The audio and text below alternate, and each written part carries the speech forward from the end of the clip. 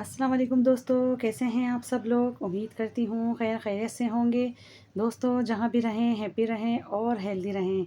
दोस्तों आज मैं आप लोगों के लिए बहुत ही मज़ेदार से नरम और मुलायम जूसी कोफ्ते बनाने की इतनी ऑथेंटिक और लाजवाब रेसिपी लेकर आई हूँ कि जब आप इसको मेरे तरीके से बनाएंगे तो आपको सारे तरीके बेकार लगेंगे। सारे टिप्स और ट्रिक्स आज की इस रेसिपी में आप लोगों के साथ शेयर करूंगी, तो रेसिपी को कंप्लीट देखिएगा। रेसिपी पसंद आए तो एक लाइक भी दीजिएगा, और अगर चैनल पर न्यू हैं, फर्स्ट टाइम मेरी वीडियो को वॉच कर रहे हैं, तो आपसे मेरी हम्बल सी रिक्वेस्ट है कि आप मेरे चैनल को ज़रूर सब्सक्राइब करिए। तो चलिए देख लेते हैं कि हमने ये नरम मुलायम जूसी बीफ कोफ्ते किस तरीके से बनाकर तैयार किए। तो बिस्मिल्लाहिर्रहमानिर्रहीम। यहाँ पर मैं आप लोगों को सबसे पहले दिखा देती हूँ। इसके लिए हरा मसाला मुझे तैयार करना है, तो उसके लिए मैंने ली है मोटी वाली 3 हरी मिर्चें और 1 अदद प्याज। तो मैं आप लोगों को प्याज का साइज़ भी दिखा रही हूँ।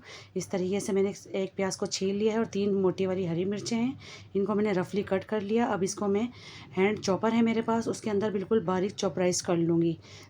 तो अगर इस तरह का चॉपर आपके पास नहीं है घर पे अवेलेबल, तो फिर आप हाथ से बहुत बिल्कुल बारीक सी इसकी कटिंग कर लीजिएगा। और फिर इसको जब बारीक सा चॉप कर लें आप, तो फिर प्याज को हाथों से दबाकर निचोड़ कर फिर शामिल कीजिएगा कीमे के अंदर। लेकिन कोशिश कीजिएगा कि बिल्कुल आपको बारीक सा इसको पीसना है, ताकि हमारे कोफ्ते फटे ना टूटे ना, क्योंकि असल रीज़न भी यही होती है कोफ्ते फटने की, कि आप उसमें प्याज जो है बहुत मोटा मोटा सा काट कर शामिल कर देते हैं। फिर ये होता है कि वो जैसे ही सालन में पकने के लिए कोफ्ते जाते हैं तो वो टूट जाते हैं। तो देखिए मैंने बिल्कुल बारीक इसको चॉप कर लिया है, और अब मैं इसको एक साइड पे रख दूँगी, लेकिन जब इसको मैं निचोड़ूँगी उसके बाद मैं इसमें शामिल करूँगी। तो इतनी देर में आप लोगों को कीमा दिखा देती हूँ। ये देखें बीफ का कीमा है मेरे पास, और कीमा मेरे पास आधा किलो है। बिल्कुल बारीक सा स्मूथ सा कीमा है। मैंने इसको मशीन में बिल्कुल बारीक पीस लिया है, और 50 ग्राम मैंने इसके अंदर फ़ैट शामिल किया है। तो जब भी आप कोफ्ते बनाते हैं तो कीमे के अंदर फ़ैट का इस्तेमाल ज़रूर किया करें। इसी की वजह से ही आपके कोफ्ते बहुत ज़्यादा जूसी बनते हैं। तो मैंने आपको ये टिप्स दे दी है कि जब भी आप कीमा यूज़ करते हैं कोफ्तों के लिए, बिल्कुल स्मूथ सा लिया करें, और कोशिश किया करें कि आप जो थाई वाला हिस्सा होता है, जो बीफ का थाई का जो लेग के ऊपर थाई होती है, यानी रान का जो हिस्सा होता है, आप वो मीट इस्तेमाल किया करें। उसके कोफ्ते बहुत ज़्यादा अच्छे बनते हैं। तो मैंने यहाँ पर प्याज और हरी मिर्चों को निचोड़ कर शामिल कर दिया। 1 टीस्पून शामिल किया मैंने अदरक लहसुन का पेस्ट, 1 टेबल स्पून पीसी हुई खसखस। खसखस को मैंने बहुत अच्छे से बारीक पीस लिया है। अच्छा, आज मुझे भुने हुए चने नहीं मिले, तो मैं इसके अंदर शामिल कर रही हूँ 1 टेबल स्पून बेसन। बेसन को मैंने तवे पर थोड़ा रोस्ट कर लिया था, इसकी वजह से बहुत अच्छी बाइंडिंग आएगी इसके अंदर। 1 टीस्पून पिसा हुआ ज़ीरा, 1 टीस्पून कुटा हुआ धनिया। धनिया को भी आप हाथ से दरदरा सा कूट कर शामिल करेंगे। 1 टीस्पून शामिल कर रहे हैं लाल मिर्च का पाउडर, और हल्दी 1/4 टीस्पून। साथ में शामिल कर दूँगी नमक हस्बे ज़ायक़ा, और शामिल करूँगी मैं 1 टेबल स्पून दही। और दही हम शामिल करेंगे, थोड़ी गाढ़ी दही होनी चाहिए आपके पास, और खूब सारा हरा धनिया। तो हरा धनिया शामिल करने के बाद अब सब चीज़ों की हम करेंगे बहुत अच्छे से मिक्सिंग। तो एक बात का आपने ख़्याल रखना है कि हाथों को पहले अच्छे से वॉश करना है हमें, उसके बाद हम इसकी मिक्सिंग शुरू करेंगे। और इतना अच्छा इसको मिक्स करेंगे कि सारी चीज़ें वेल कंबाइंड हो जाएँ। तो सारी चीज़ें मैंने अच्छे से मिक्स करने के बाद मुझे ख़्याल आया कि मैं इसमें गरम मसाला पाउडर शामिल करना भूल गई थी। लेकिन कोई मसले की बात नहीं, हाफ़ टी स्पून मैंने गरम मसाला पाउडर भी शामिल कर दिया है, जो कि मेरा होममेड है। और बस सारी चीज़ें आपको इसी तरीके से लेनी है। आधा किलो मैंने बीफ का कीमा लिया है, और कीमा भी मैं आपको बता चुकी हूँ, मैं थाई का कीमा यूज़ करती हूँ, जो कि रान का होता है, और इससे कोफ्ते बहुत ज़बरदस्त बनते हैं। लेकिन ये थोड़ा रूखा कीमा होता है, लेकिन इसमें हम फ़ैट शामिल करते हैं। अगर आपको फ़ैट नहीं मिलता तो फिर आप 1 चम्मच कोफ्ते बनाते टाइम इसके अंदर घी भी शामिल कर सकते हैं, 1 टेबल स्पून। उसकी वजह से ही बहुत ज़बरदस्त आपके जूसी कोफ्ते बनकर तैयार होंगे। तो हाथों को मैंने ऑयल से पहले ग्रीस कर लिया अच्छे से, और फिर मैंने इसका नॉर्मल सा पोर्शन उठाया है कोफ्ते का, और उसकी मैं गोली से बना रही हूँ। ये देखें, आप अपनी मर्ज़ी से छोटे या बड़े बना सकते हैं कोफ्ते। तो मैं नॉर्मल साइज़ के बना रही हूँ। बस ख़्याल इस बात का रहे कि कोफ्ते में क्रैक्स नहीं होना चाहिए, ना ही कोई एयर होनी चाहिए, वरना फिर आपके टूटने के चांस ज़्यादा हो जाते हैं कोफ्ते के। तो देखिए इस तरीके से मैंने बना लिए बिल्कुल चिकने कोफ्ते, इसमें कोई क्रैक्स नाम की चीज़ नहीं है। तो पहले मैंने सारे बना लिए हैं, देखें आपको मैं दिखा रही हूँ। सारे कोफ्ते मैं बना चुकी हूँ यहाँ पर। अब चलते हैं अपनी कुकिंग की तरफ। तो यहाँ पर मैंने खूबसूरत सा एक पैन ले लिया है, उसमें मैं शामिल करने लगी हूँ 1 कप कुकिंग ऑयल। ऑयल आप कम या ज़्यादा अपनी मर्ज़ी से भी ले सकते हैं यहाँ पर, लेकिन हमें यहाँ पर प्याज को फ्राई करना है। तो यहाँ मैंने 3 बड़े साइज़ के प्याज लिए हैं, और उसको मैंने एकदम बारीक स्लाइस में कट किया है। तो प्याज को भी आपने बिल्कुल बारीक सा कट करना है स्लाइस की शक्ल में, क्योंकि हमें यहाँ पर एक खस्ता सी प्याज चाहिए, जो कि हम जिसको भगार कहते हैं, उसको हमें बाहर निकालना है, खस्ता लाल प्याज को। तो इस तरह से हम प्रॉपर जब चम्मच चलाते रहते हैं तो इवनली एक जैसा कलर आता है सब तरफ से। तो इस बात का भी हमने ख़्याल रखा है, जैसे भी इसके अंदर गुलाबी कलर आना स्टार्ट हो जाए तो आप हाथों को रोकना नहीं है, इस तरह से चलाते रहना है तो एक जैसा कलर आता है। तो बहुत ज़बरदस्त कलर इसका देखें परफेक्ट सा आ चुका है। फ़ौरन मैं इसको बाहर निकाल लूँगी। बिल्कुल खस्ता सी हमारी लाल प्याज हो चुकी है, जो कि दिखने से आपको लग रहा होगा कितना खूबसूरत सा कलर आया है। ये बिल्कुल आखिरी हद होती है बघार की, इससे ज़्यादा आप इसको डार्क कलर बिल्कुल भी मत दीजिएगा, वरना फिर कौरमे में कड़वाहट आ जाती है। तो इसको मैंने बाहर कर लिया। अब मैंने यहाँ पर लिया है दही। दही 1 पाव है, उसमें मैं शामिल कर रही हूँ 1 टीस्पून लाल मिर्च का पाउडर, 1/4 टीस्पून हल्दी, नमक लिया है मैंने टेस्ट के अकॉर्डिंग, 1 टेबल स्पून ले रही हूँ मैं पिसा हुआ धनिया, और मैं इसमें शामिल कर दूँगी 1 टीस्पून पिसा हुआ ज़ीरा। बस ये पाउडर मसाले इस दही के अंदर हमें शामिल करके बहुत अच्छे से फेंट लेने हैं। जब इस तरह से दही के अंदर मसालों को मिक्स करके हम पकाते हैं ना, तो यकीन मानिए आपका सालन बहुत ज़बरदस्त बनता है, बहुत शानदार ग्रेवी बनती है। तो आप ये मेरी टिप्स को फॉलो कर ज़रूर देखिएगा, आप लोगों को बेहद पसंद आएगी। क्योंकि इस मसालों को दही में मिलाकर डालने से यकीन मानिए बहुत ज़बरदस्त सालन बनता है और रंगत भी बहुत अच्छी निकलती है। तो चलिए इसको हम साइड पे कर लेते हैं। अब उसी पैन में जो हमने फ्राई किया था प्याज को, उसी के ऑयल के अंदर मैं यहाँ शामिल कर रही हूँ 1 टेबल स्पून अदरक लहसुन का पेस्ट। तो अदरक लहसुन को हमें यहाँ पर भूनना है और इसकी रॉ स्मेल जो होती है उसको ख़त्म करना है हमें। इस तरह से हम इसको चलाते जाएंगे, इसको पकाते जाएंगे। इसमें कुछ खड़े मसाले शामिल करूँगी। 4 से 5 मैंने इसमें लौंग ली है, 1 बड़ी इलायची है, 2 स्टिक दालचीनी के हैं, 4 से 5 छोटी इलायची है और हाफ़ टी स्पून ली है मैंने काली मिर्च। तो खड़े गरम मसाले इसके अंदर चले गए हैं। लहसुन को मैंने बहुत अच्छे से यहाँ पर भून लिया है। अब जो दही का मिक्सचर मैंने बनाकर रखा हुआ है उसको मैं इसके अंदर शामिल कर दूँगी।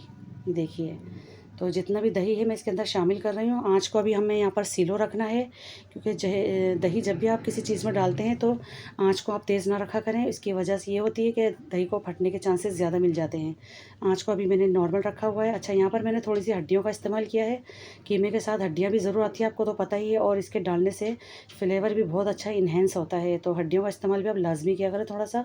तो इसी दही के पानी में मैंने हड्डियाँ भी शामिल कर दी हैं, और साथ में अब शामिल कर रही हूँ 3 बड़े साइज़ के आलू थे, उसको भी मैंने बड़े टुकड़ों में कट करके शामिल कर दिया। अच्छा, कोफ्ते जब भी बनाते हैं तो आलू का इस्तेमाल मैं लाज़मी करती हूँ, लेकिन ये बिल्कुल ऑप्शनल है। आपको अच्छे लगते हैं तो डाला करें, वरना रहने दिया करें, कोई मसले की बात नहीं, लेकिन मैं आलू का इस्तेमाल लाज़मी करती हूँ। अब इसको थोड़ी देर के लिए मैं कवर करूँगी, नॉर्मल टू मीडियम आँच पे 5 मिनट के लिए इसको पकाऊँगी। तो लेकिन प्रॉपर हमें नहीं गलाना आलू को, बस हमें थोड़ा-सा जो हमने दही डाला था, मसाले डाले थे, उसको पकने का टाइम देना था 5 मिनट का। तो बस इतना ही हमें इसको कुक करना था। अब यहाँ पर बारी आ जाती है कोफ्ते शामिल करने की। तो एक-एक करके 1 बाय 1 हम इसके अंदर कोफ्ते शामिल करते जाएँगे। और अब हम यहाँ पर इस चम्मच को बिल्कुल भी नहीं चलाएँगे, इसको ऐसे ही पकाएँगे। और इस वीडियो को देखते-देखते आप यहाँ तक पहुँच ही गए हैं, तो वीडियो को एक लाइक ज़रूर दीजिएगा, और मुझे कमेंट्स में बताइएगा कि आप मेरी इस वीडियो को किस कंट्री से या किस सिटी से वॉच कर रहे हैं, ताकि मैं आप लोगों को थैंक्स कह सकूँ। तो कोफ्ते में इसके अंदर शामिल कर चुकी हूँ, इसको मैं कवर करूँगी, नॉर्मल टू मीडियम आँच पे रख दूँगी इसको पकने के लिए। 5 मिनट के बाद हम इसको चेक करेंगे।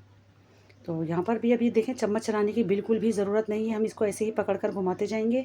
और इसमें मैं अब शामिल कर दूँगी जो मैंने प्याज को फ्राई करके रखा हुआ था, उसको मैंने बिल्कुल बारीक सा चूरा कर लिया है, लेकिन मोटा मोटा सा रखा है थोड़ा मैंने। अब इस बात का भी ख्याल रखा करें कि बिल्कुल इसको बारीक ना पीसा करें कि उसका ऑयल ही निकलना शुरू हो जाए। तो प्याज को इतना बारीक ना कूटा करें। तो मैंने बिल्कुल दरदरा सा प्याज को रखा है यहाँ पर, और आप देख सकते हैं मैं इसके अंदर बिल्कुल भी चम्मच नहीं चला रही हूँ, ऐसे ही इसको पका रही हूँ।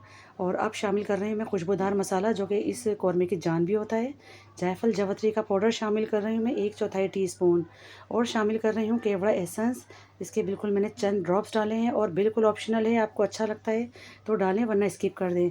लेकिन मैं इसके बगैर कोफ्ते नहीं बनाती, और यकीन मानिए इस वक्त मेरे घर में ऐसी खुशबू फैल रही है कि जैसे देग आती है ना, और ढक्कन खोल देते हैं और दूर तक इसको महसूस की जाती है इसकी खुशबू को। तो देगो जैसी खुशबू मेरे घर में इस वक्त महक रही है, मैं आप लोगों को बता नहीं सकती कितनी ज़बरदस्त इसमें से खुशबू आ रही है। तो अब इसकी मैं भुनाई कर रही हूँ, इसको मैं हल्के-हल्के हाथ से चम्मच चलाती जाऊँगी और इसकी भुनाई करती जाऊँगी। अब हमें इसका ख़तरा बिल्कुल भी नहीं है कि हमारे कोफ्ते टूट जाएँ, कुछ हो जाए। बहुत ज़बरदस्त हमारे कोफ्ते यहाँ पर बन गए हैं। इसकी कंप्लीट मैंने इसकी भुनाई अच्छे से कर ली है, ऑयल सरफेस पर आ गया है। तो मैं इसमें शामिल कर रही हूँ पानी। पानी आप अपने हिसाब से शामिल करेंगे, क्योंकि अभी हमें आलू को यहाँ पर गलने के लिए रखना है। तो 1.5 प्याली मैं यहाँ पर पानी शामिल कर चुकी हूँ। अच्छे से मैं इसको हिला लेती हूँ, मिक्स कर लेती हूँ। अब इसको मैं दम पे लगाऊंगी। 10 मिनट के लिए मैं इसको दम लगाऊंगी, ताकि आलू हमारा अच्छे से गल जाए। तो अब यहाँ पर देख लेते हैं, आलू हमारा बहुत अच्छे से डन हो चुका होगा, तो मैं आप लोगों को चेक भी करा देती हूँ। माशाल्लाह बहुत अच्छे से हमारे दम पे आ चुके हैं कोफ्ते और आलू का सालन। तो आलू भी मैं आपको चेक करा देती हूँ ताकि आपके माइंड में कोई सवाल ना रहे। बहुत अच्छे से आलू हमारा डन हो चुका है यहाँ पर। तो देखिए मैं यहाँ पर नाइफ़ की मदद से आपको कट करके दिखा रही हूँ, क्योंकि आलू को ज़्यादा गलने में टाइम भी नहीं लगता। ये देखिए माशाल्लाह से कितना बेहतरीन से हमारे कोफ्ते बनकर रेडी हो चुके हैं। अब लास्ट में मैं यहाँ शामिल करूँगी हाफ़ टी स्पून गरम मसाला पाउडर, और गैस का फ्लेम मैं यहाँ पर ऑफ़ कर दूँगी और इसको 5 मिनट के लिए कवर करूँगी, ताकि इसका जितना भी अरोमा है वो इसके अंदर ही रह जाए। तो देख सकते हैं माशाल्लाह अल्हम्दुलिल्लाह मैंने बिल्कुल प्रॉपर इसको पकाने के बाद, इसको रेस्ट देने के बाद मैं आपको इसको चेक करा रही हूँ। आप इसकी सबसे पहले रंगत देखें, इसका कलर देखें कितना बेहतरीन सा आया है। लास्ट में हम खूब सारा हरा धनिया बारीक कट करके शामिल करेंगे, जो कि आलू कोफ्ते की जान भी होता है हरा धनिया। हरा धनिया लाज़मी डाला करें, कोफ्ते के अंदर भी डाला करें और ऊपर से भी डाला करें, बड़ी लाजवाब खुशबू आती है। तो बिल्कुल तैयार हैं, तो चलिए मैं अब आपको सर्व करके दिखाती हूँ। तो ये देखिए माशाल्लाह अल्हम्दुलिल्लाह कितने बेहतरीन से हमारे आलू कोफ्ते बन के तैयार हुए हैं। और आप सबसे पहले इसकी लुक चेक करें, और आपको दिखने से अंदाज़ा हो रहा होगा कि जो कोफ्ते नज़र आ रहे हैं ना, कितने बेहतरीन से, इतने गले हुए, इतने सॉफ्ट हैं।